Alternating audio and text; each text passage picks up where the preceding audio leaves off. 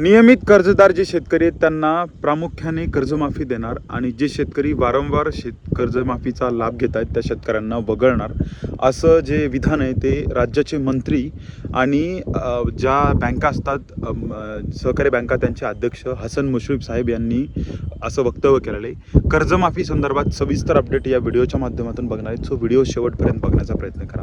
आपल्याला माहिती आहे हसन मुश्रीफ मंत्री जे आहेत ते एकदम जबाबदारीने बोलत असतील. कदाचित आपण ग्राह्य धरूयात. येत्या मार्चमध्ये आजपासून राज्याचं अधिवेशन अर्थसंकल्पीय अधिवेशन सुरुवात झालेली आहे आणि राज्याचे मंत्री हसन मुश्रीफ यांनी एक विधान केलेलं आहे.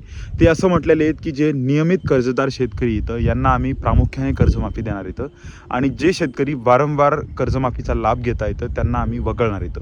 आपल्याला माहिती आहे आता 6 तारखेला 6 मार्चला राज्याचा अर्थसंकल्प सादर होणार आहे आणि या अर्थसंकल्प सादर होताना यामध्ये कर्जमाफीचा प्रस्ताव असल्याची देखील माहिती त्यांना देण्यात आलेली आहे. यामध्ये सगळ्यात महत्त्वाची गोष्ट आहे की त्यांनी सांगितलेली आहे की जे असे शेतकरी ज्यांना वाटते की समजून घ्या मित्रांनो, अतिशय महत्त्वाचा विषय, असे शेतकरी ज्यांना असं वाटतं की 2026 जून 26पर्यंत जे शेतकऱ्यांनी कर्ज घेतलेलं आहे त्यांची कर्जमाफी होणार नाही आहे किंवा ते शेतकरी यामध्ये पात्र नाही आहेत. जून 2025पर्यंत जे शेतकरी कर्जमाफीमध्ये थकीत असतील ते शेतकरी यामध्ये पात्र राहणार आहेत. पण त्यांचं यामध्ये एक महत्त्वाचं विधान आहे ते म्हणजे जे नियमित कर्जदार शेतकरी आहेत जे रेग्युलर कर्ज भरतात त्यांना आम्ही प्रामुख्याने कर्जमाफीचा लाभ देणार आहेत आणि जे शेतकरी जे कर्ज थकवतात किंवा तेच चेहरे जे समोर येत असतात जे कर्जमाफीचा प्रत्येक वर्षी किंवा ज्यावेळेस कर्जमाफी होते त्यावेळेस लाभ घेत असतात अशा प्रकारचं त्यांना आम्ही कर्जमाफीपासून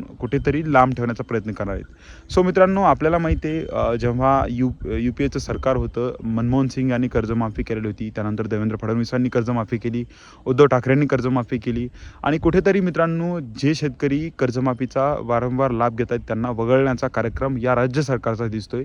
हे कुठेतरी राज्याचे एक मंत्री व्यक्त करतात आणि याला खूप महत्त्व आहे मित्रांनो. आपल्याला माहिती आहे मित्रांनो, जेव्हा एखादा शेतकरी कर्ज घेतो आणि त्याला ते भरता येत नाही याचं कारण सर्वस्वी सरकारची धोरणं असतात.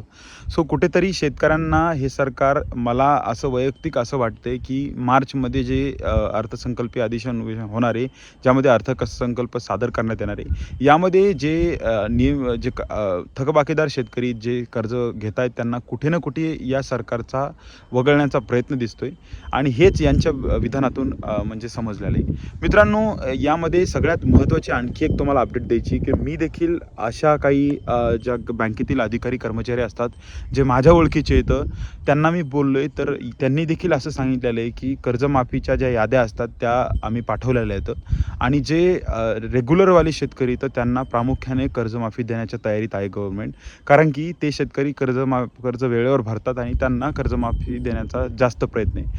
पण यामध्ये सगळ्यात महत्त्वाचा मुद्दा आहे मित्रांनो असा की जे शेतकरी कर्ज म्हणजे थकबाकीदार असतात त्यांना कुठे ना कुठेतरी सरकारचं धोरण असतं वेळेवर योग्य तो भाव न भेटणे. यावर्षी देखील आपण बघितलं की सोयाबीनचा भाव वाढला पण 5-5.5 हजार रुपये सोयाबीनचा भाव आहे, पण सगळ्या शेतकऱ्यांनी सोयाबीन विकल्यानंतर तो भाव झाला.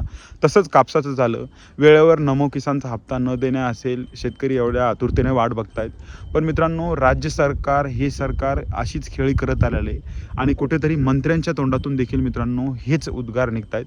यामध्ये मित्रांनो आपल्याला माहिती आहे याचा परिपूर्ण अहवाल देखील येणार आहे. त्या अहवालामध्ये ह्या सगळ्या गोष्टी क्लिअर होणार आहेत. पण जेव्हा एखादा मंत्री असं स्वतः सांगतो यामध्ये मित्रांनो या गोष्टीला खूप महत्त्व असतं. बघूयात पुढचे महत्त्वाचे अपडेट जर काही आले मित्रांनो तर मी तुम्हाला नक्की देण्याचा प्रयत्न करेन.